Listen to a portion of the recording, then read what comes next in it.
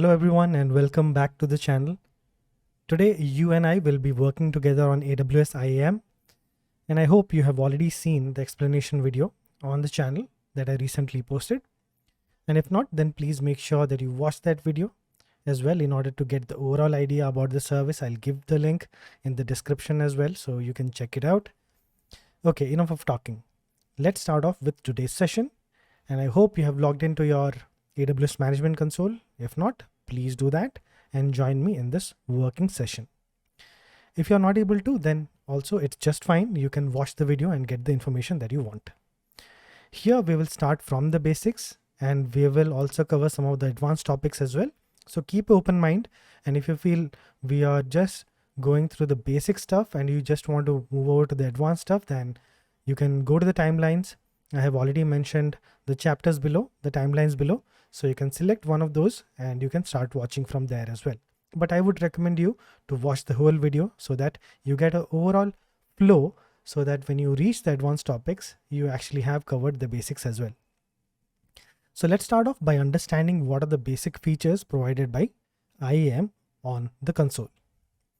So this is basically your AWS Management Console. This is what it looks like when you log in.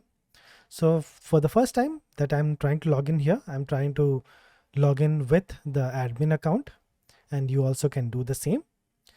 And here, if you see, we have a recently visited page where actually it is showing me all the list of AWS services that I've already visited. And if it is not giving you the option here, you can just click here and type IAM, and you will get this service option here in the search results. Click on that and you will land on to the IAM dashboard.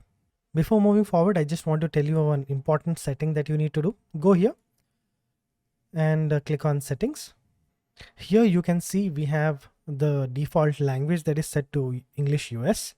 And here, please make sure that you choose one of the default regions that you're working on. Okay, most of the times what happens is most of the members actually don't select this, and they would have visited the region that is not mentioned here. Like, let's suppose the default setting here is to choose the last used region. So if suppose you have visited North Virginia or Ohio last time and you're just going to create EC2 instance, then you would not realize that you're creating it in these regions. And when you try to delete those instances, you might miss out on deleting the other instances created in other regions. So make sure that you have selected the default region that you're working on. By default, it will be last used region. So make sure that you choose the one that you're currently working on. For me, it is Asia Pacific AP South 1. So I'll choose this and I'll just save it. As I've already done it, I'll not save it again. So for me, it is Mumbai. And once I go to IAM, the biggest difference that you will see here, and as I already told you, that IAM is a global service. So you can see here, it is mentioned global. When you click on this, you will not be able to select any of the regions because it is a global service. Anything that is done on IAM will be reflected across all the regions that you have within your account. Okay, so here we are, and the first thing that we would want to do is basically create a IAM user. So let's see how we can create IAM users and how we can create user groups. The first thing that you want to do to create the user is basically go to the IAM dashboard, and here on the left hand side you can see access management, under which you have users. So you can just click on users. So these are the list of users that I have already created, and I have done it manually. So I can create one more as well. So click on add users. Here you can see you have to set the user details. So the first thing that we would do is give the user a name. So let's suppose I want to give it Tom. And here you have to select AWS access type. Select how these users will primarily access AWS. If you choose only programmatic access, it does not prevent users from accessing the console using an assumed role feature. Access keys and auto-generated passwords are provided in the last step. For now, what we have to do is let's suppose I don't want to give the user programmatic access. Then what I would do is basically choose only this and create the user. For now, let's suppose I want to give both the facilities for the user. So he can actually, or he or she can access it using the access keys or by using the password. That is the credential that we want to generate. So we will select both of them, and you have an option here to create a password which is auto-generated, or you can also provide a custom password. Mostly we provide custom passwords, so let's do that. So I have given the custom password and requires password reset. So this is something that you have to disable because we don't want to create new passwords every time we log into the account using that particular user Tom. So users automatically get IAM user change password policy to allow them to change their own password. So if suppose you select this policy gets attached to your user automatically. Now we have given the username, we have given the credential type, we have given the console password. So this will help us to log into the console, and this will be our username. So now just click on next. There's a very important step where you would like to either add this user to a group so that all the permission that the group has can be inherited by that particular user, or you can choose to copy permissions from an existing user. So it will list you all the usernames. So if suppose I want to copy all the permissions that dev has, I can just choose this and I can click on next. So it will copy all the policies that are attached to dev. But what I would do is I would just attach policies directly. So this is the third option, attach existing policies directly. Okay. So here either you can create a policy where you can attach a custom managed policy, or else you can attach the AWS managed policy as well. So let's suppose if you want to make this user as an admin, you can just provide admin access. But now what we will do is we'll just provide him a EC2 full access. So this user will be having Amazon EC2 full access. So let's see what this policy looks like. So this policy actually allows you 6 out of 375 services. So there is a allow permission for 6 of the services, and that too you have full access for CloudWatch, EC2, EC2 autoscaling, Elastic Load Balancer and ELB v2, and you have limited write access for IAM. And if you see the JSON policy, so this summary that you see here, the policy summary can be also seen in the JSON.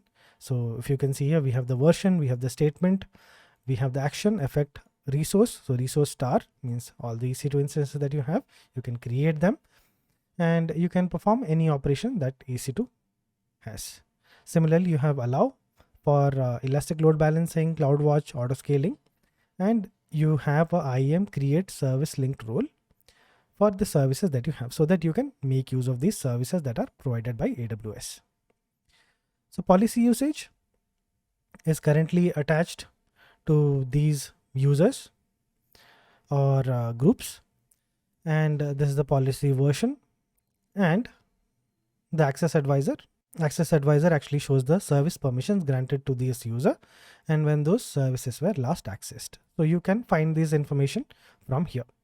And this is basically your policy ARN. This is the AWS managed policy ARN, and this will be common for all the users across AWS. Don't have to worry about that. And this provides full access to AWS EC2 via the AWS management console. So let's attach this policy to this particular user, that is Tom. And I don't want to set any permission boundaries. I have already told you, you can set a permission boundary to control the maximum permissions this user can have. And this is an advanced feature used to delegate permission management to others. So you can create user without a permission boundary, or else you can create a permission boundary to control the maximum user permission. We will discuss about permission boundaries later on, so that we can dedicate the time for this particular concept itself. So for now, what we can do is we can just create user without a permission boundary. And I think we have already attached the policy, so we can just click on next. Now you can add a tag. So my tag will be name, and I'll give an optional value that is Tom. Click on review. So review your choices. After you create the user, you can view and download the auto-generated password and access keys.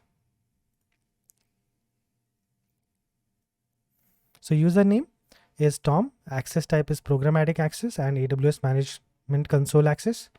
You have console password type as custom because we only provided the password, the custom password. Does it require password reset? No. Does it have a permission boundary? Permission boundary is not set. The following policies will be attached to the user shown above. So this is the policy that I attached, that is Amazon EC2 full access, and these are the tags. So now you can just click on create user to create the user. So once you create the user, you will get this message: you successfully created the users shown below. You can view and download user security credentials. You can also email users instruction for signing in to the AWS Management Console. Let's suppose this is some user that is a part of your team and you want to just send in the login instruction. So you can just click on send email so that you can actually send the email to that particular person, which is Tom. For now, what we can do is we can just download the CSV file, that is the access key and the secret access key that is going to help us connect to AWS using the programmatic access or CLI, and just save it in your system and don't lose it, so that you don't lose the access to the credentials that you just downloaded. So what happens if you click on send email? So here actually what it'll do is it'll format an email for you. Welcome to Amazon Web Services. Hello, you now have access to AWS Management Console for the account ending 9233. That is my account. The sign in URL is this, and this is Tom, and this is for the user Tom, and your password will be provided separately by your AWS account administrator. So as an administrator, you can just pass on to the credential to that particular user, that is Tom, and you can just send this email so that the user gets notified. Stay connected with AWS by creating a profile. You can do that. I don't have any time for that. Now that the user is created, you can just click on close. Now, as you can see, we have Tom, and it is added to the part of the list of usernames that we have here. So admin is basically admin. And if you can see, we have enabled MFA as well for this one. And the other users that you see here, Dev, Jenny, John, and Tom, they don't have it. Now what we can do is we can just click on Tom, and you can see this is the ARN for the user. That is basically AWS IAM. This is the account ID, user/Tom. And the policy that is attached to it, attached directly, you have to make sure that you remember these things. Attached directly is Amazon EC2 full access. Groups, it is not belonging to any group right now. The tag that you have is name Tom. Security credentials. So we have the access key ID. So you can actually create access keys as well. If you lose or forget your secret key, you cannot retrieve it. And instead, you have to create a new access key and make the old key inactive. So if you forget this, you can just create a new one. And you can also upload your SSH public key so that you can make use of that for your AWS code commit. And also you can provide the Git credentials for AWS code commit. And the same thing for credentials for Amazon key spaces, if you are working on databases for Apache Cassandra. So this is it. And I think we can actually create a few more users so that we can just add them to a group and see how it actually works. But before that, I just want to delete all these users that I had created previously so that I can show you what happens when you delete the users. So I have selected these three users, Dev, Journey, and John, and I'll just click on delete. And to confirm this, you have to just basically manually type delete in the text field and just click on delete. But in order to delete any user, you have to have admin privileges or full IAM full access so that you can actually delete those things or delete the users. So now what I'll do is I'll quickly create few users and I'll show you how we can create user groups. Now I have created 4 users, Jack, Jerry, Scooby, and Tom. And all of these users that you see here, all these 4 users, they are not admin access. They are just having certain policies attached to them. But this is about creating the users. So let's suppose we want to have a group of users so that we can apply policies to them, not individually, but collectively, so that we can apply policies to all of them at the same time. So for that, what we can do is we can just click on user groups. Here, this is a group that I had already created. Don't worry about this. Just click on this and delete developer. Let's delete this. So now, if you don't have any user groups already created, this is what you will see. So just click on create group. Okay, let's give it a name. So what name we should give? Accounts. Let's keep it as accounts. So accounts is a user group, and we have two users, Jack and Jerry, or Tom and Jerry. Okay, Tom and Jerry. We'll make them as a part of the user group, that is accounts. Now you can actually attach permissions as well from here itself, or you can actually create policies and attach to them. Now let's suppose I don't attach any policy and just I'll create the group. Let's see what happens. So this is the accounts group. Just click on this and permissions. There are no permissions. Let's see if we go back to the users, Jerry and Tom. This is Jerry. It has a policy attached to it directly. AWS Lambda full access. Let's see for Tom, EC2. He has EC2 access. But when we go to the user permission or the group permissions, we don't see any policies attached to it because we did not attach any policies to it. Those users have policies that are attached to them individually or directly when we created them. So if the group does not have any policies attached to it, the users will not inherit any policy by default. So this is one of the things that you have to understand, and you can attach up to 10 managed policies. Let's suppose I want to add a policy here. So I can either create an inline policy or I can create an attached policy, or I can attach a policy using this option.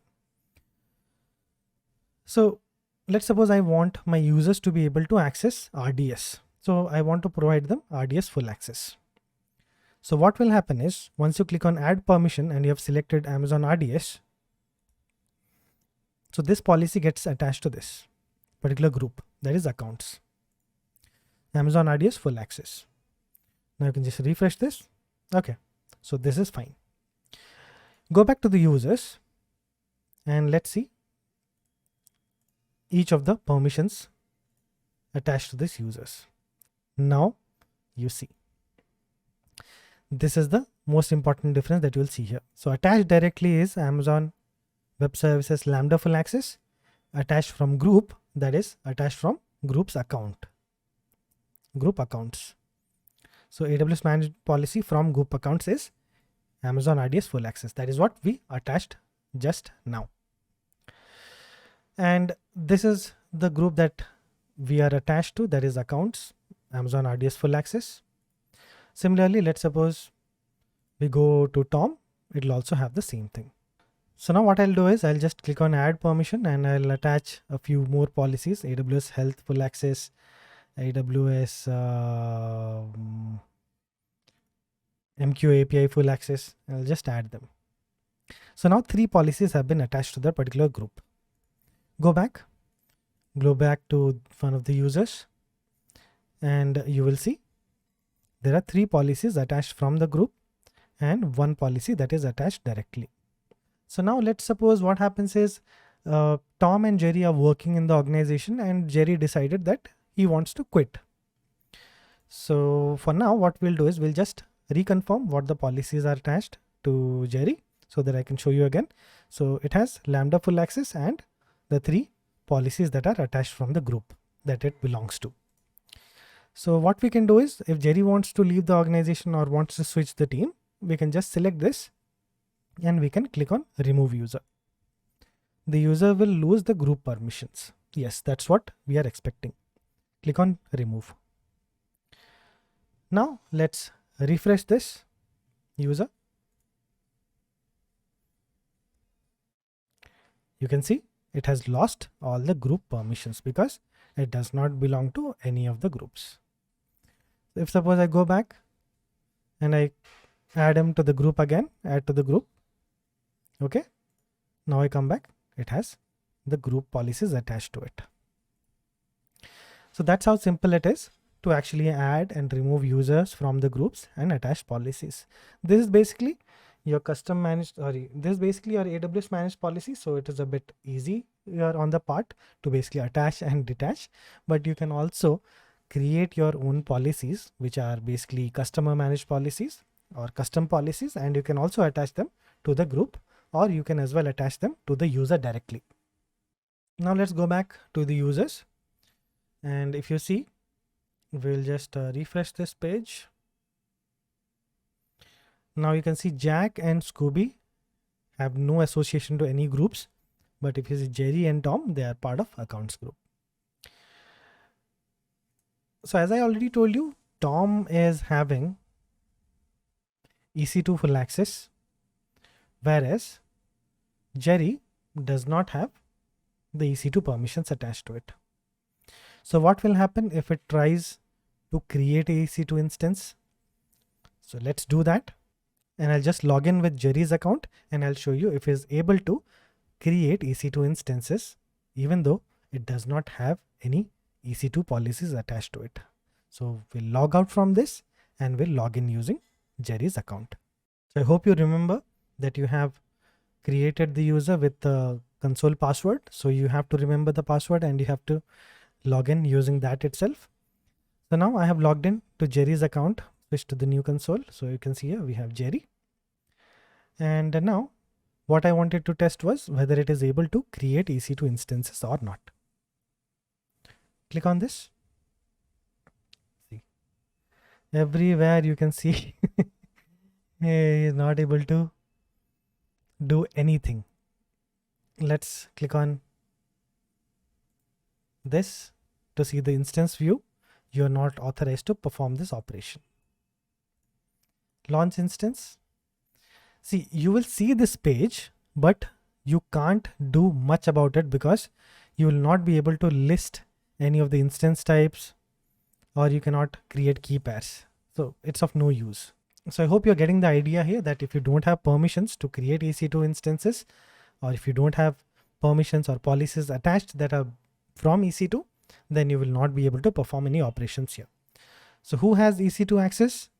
Tom, isn't it? So let's log in to Tom's account and see if we are able to create a EC2 instance. So what we can do here, we can just click on Jerry and sign out and log in with Tom's account. Let's go to IAM and see if it has any permissions. I know that it will not have because it doesn't have any permissions other than EC2 full access. So I don't think so we'll be able to see anything here. You can see you're not authorized to perform any operations. Users, you'll not be able to see roles, nothing. So the most important thing that we want to test is EC2. So just go to EC2. And here, hopefully you will not see those API errors because you have permissions to actually create the instance. So no instances found. Previously we used to see that we got the message that we don't have permissions, but here you can see you don't have any instances in this region. So what we can do here also, I just want to select settings and I just want to keep the default as Mumbai. I don't want to have any problems. Go to the new default region, Mumbai, and I'll just go to EC2 again. So the first important thing for us is to have EC2 access. So what we want to create instances. So we want to launch instances. So just click on launch instance. See, now you're able to see all the information that you want as a part of creating the instance. So Tom instance 1. So this is the name of the instance that I want to give. You can add additional tags. This is a very good option, but you have to see the new UI that they have created for simplicity. But most of the people may not be aware of this because they have not used the new UI. So please make sure that once you are logging into your AWS a free tier account, make sure that you come here and you create your instances and see how it works. So you have this free tier option in your first free year. It includes 750 hours of T2.micro or T3.micro in the region in which T2 micro is not available. Instance uses on free tier AMI per month, 30 GB of ABS storage, 2 million IO, 1 GB of snapshot, and 100 GB of bandwidth to the internet. So you can use this as a part of your free tier account for your testing. So we have given the name, we have AWS Linux AMI, and we can choose one of the free tier ones. Just choose this. You can either choose x86 or ARM. I'll choose x86. And this is the free tier eligible T2.micro instance type. And you can also click here to compare the instances. So you can see here the on-demand prices, on-demand Windows pricing. And I think that is enough for us for now. If you are not willing to log into this instance by using SSH, then you don't have to create the key pair. But for simplicity purpose, and if I just want to show you, I can also create it. So click on create key pair. Here the key pair allows you to connect to your instance securely. You can give it a name. So I'll give Tom key, and it will be a RSA key for me because I want a private and public key. And the private key format will be PEM. I don't want to do a PPK because I'm not using PuTTY. So I'll just create a key pair here. And it has already downloaded that for me. So it's a very good thing. Don't lose that, or else you have to create a new one. Now that we have created the key pair, the network setting, there's the default VPC that I have. I'm not going to provide any preferences for my subnet. The next one is auto assign public IP. I have enabled it. Now what we have is we have a storage configuration that is 8 GB GPB2 volume. And if you want, you can add more new volumes as well. Click on advanced. So you can choose what type of instance profile that you want and what type of host name that you want. Okay, so something that you need to see here is IAM list instance profile is not available to us because we don't have the permission. So either you have to allow that permission or the policy to that particular user before performing this operation, or else you can't do that. So here there are a lot of settings that you can actually choose from, and we will discuss this later. So now that's it. You can just click on create instance, or that is launch instance. Just click on this. It will give you all the information. Now view all instance. Click on refresh. Now our instance has been created. Okay, so now it is running. Congratulations, you have created your instance. Okay, there is something that it's not allowing us to do. This is basically your AWS Compute Optimizer finding. So Tom is not authorized to perform Compute Optimizer get enrollment status on resource star because no identity based policy allows Compute Optimizer get enrollment status action. So here, if you want to see this, because I'm not on admin, I'll just copy this and I'll save it for you here so that I can get back to this when I go back to the admin account, and I'll show you what policy is it talking about. Now you have the instance ID, there's the instance ID, there's the public IP address. This is what you can use to actually SSH into this instance from your local machine. There's the private IP address.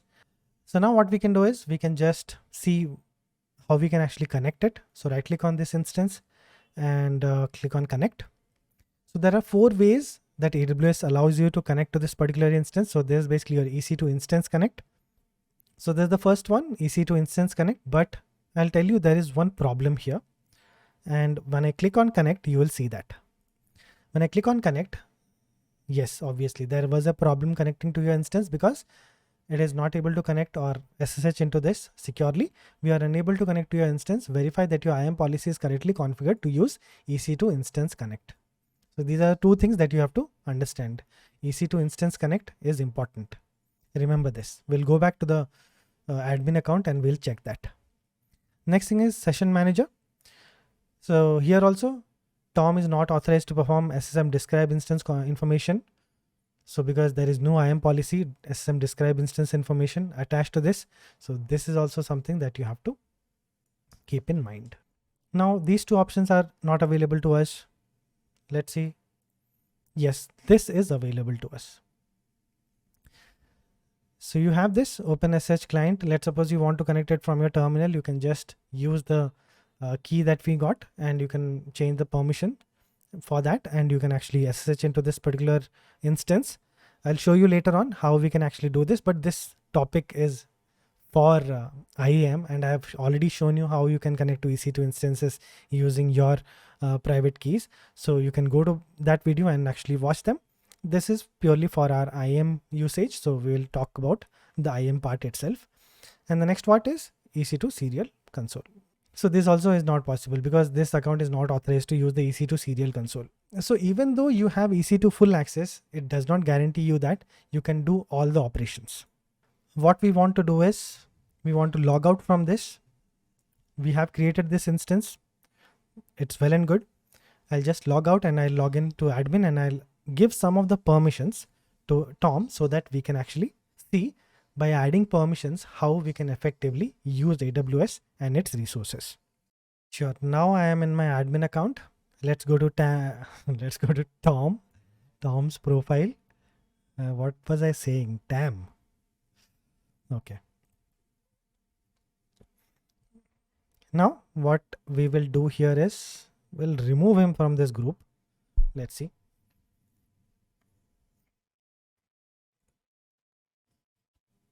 Let's remove Tom from this group. Let's go to users. Let's go to Tom. And I want to add some permissions. I want to attach them directly.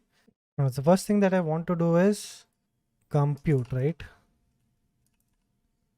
Compute optimizer. If you see, you will see here that this is the one that we were missing, isn't it? So let's give this user this access, compute optimizer read-only access, and next review, add permission. This is the basic way of adding it. I'm not explicitly scrutinizing the way we are adding it, but I'm just trying to tell you that you can add it this way, but I can actually create a custom policy where I can explicitly define what I want. I can grant him the least privileges as well. But for now, I'm just doing this so that you don't get confused initially itself. The third one was EC2 instance connect. EC2 instance connect. Yeah. Let's see this permission. Instance connect, describe instances, and instance connect, send SSH public key. Fine. We have this. Let's attach it. Now we have 4 policies that are attached to the user Tom. That is EC2 full access, SSM read-only access, compute optimizer read-only access, and EC2 instance connect. Let's log out and log in with Tom's user again, and let's see if he is able to connect to the instance using the options that we had previously. Now I have logged into Tom's account. You can see Tom. Click on EC2. There's the instance that was running, and we'll see when I click on that one, click on this instance, I should not get any errors about the compute optimizer field. See, opt into AWS compute optimizer for recommendations. So now we are not getting this error. So what we were trying to do is we were trying to connect to this instance. So just right click on this and click on connect. See, just try to connect to this. It should be able to SSH. Yes. So now this is the instance that we wanted to check as we created it.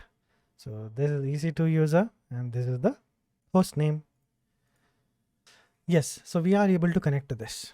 The next thing, session manager. SM agent is not installed in this one. So even though we would have done this, we would not have been able to create it. So that's something that that's my mistake. I didn't tell you this before, but you need to have a SM agent so that you can create a session. And based on the session manager, you can actually perform operation or operational tasks on this particular instance. So this was good. We were able to solve a lot of problems using IAM itself. And I hope you enjoyed it as well. So one thing that we have understood is anything that we want to actually do on AWS, we need policies. And who can give us the policies? It's basically IAM. And who can actually give us the permissions using IAM is someone who has access, or who is an admin who has access to IAM and its services, and who can actually modify or change or update or delete permissions or policies within the user that we have created. So that will be our admin, and that's what you can become by using your free tier account. And I hope you enjoyed the first part of the demo. And I just don't want to confuse you with all the details at once. So I just wanted to make a small video on this one so that you get a first hands-on experience with creating the users, by creating user groups, adding permissions and policies, and actually seeing how if you don't have permissions attached to your user, you will not be able to perform operations. And I hope you will be joining me the next time as well when I post the video. So please make sure that you subscribe and you click on the notification button so that whenever I post a video, you will get the notification about it. And we have 24% of the people only subscribe to the channel. So please make sure that you subscribe and help this channel grow. So until next time, stay safe, stay healthy. It's Pythoholic signing off.